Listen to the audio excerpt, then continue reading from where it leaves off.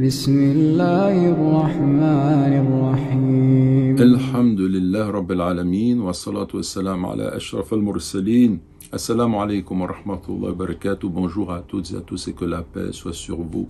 Nous avons vu dans la sagesse précédente que Ibn Ata'illah essaye de nous faire comprendre que nous sommes essentiellement pauvres et que la maladie ou bien la pauvreté sont là pour nous ramener à nous-mêmes, à notre réalité, alors que la richesse, le bien-être et la santé, ce sont des éléments occasionnels de notre vie qui arrivent, qui peuvent durer un certain temps, mais qui finiront par disparaître.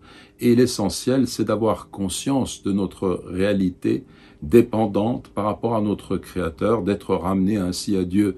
Donc lorsque quelqu'un est touché par un problème, un malheur, une difficulté, cela peut être un bien pour lui dans la mesure où il est un croyant confirmé, dans la mesure où il sait que cela le ramène à son état d'indigence et d'humilité.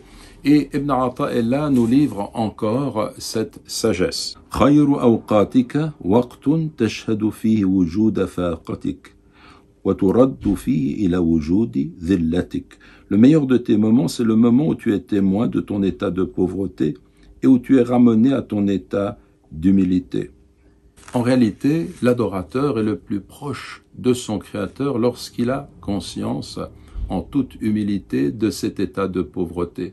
Et lorsqu'il ressent cela, et lorsqu'il est conduit ainsi à une humilité qui est réelle de tout son être, qu'il ressent vraiment cette faiblesse essentielle qui est la sienne, cette pauvreté réelle qui est propre à sa nature, il n'a plus aucune espèce de considération pour lui-même. Et dans l'humilité la plus complète, eh bien, il se rapproche de son Créateur.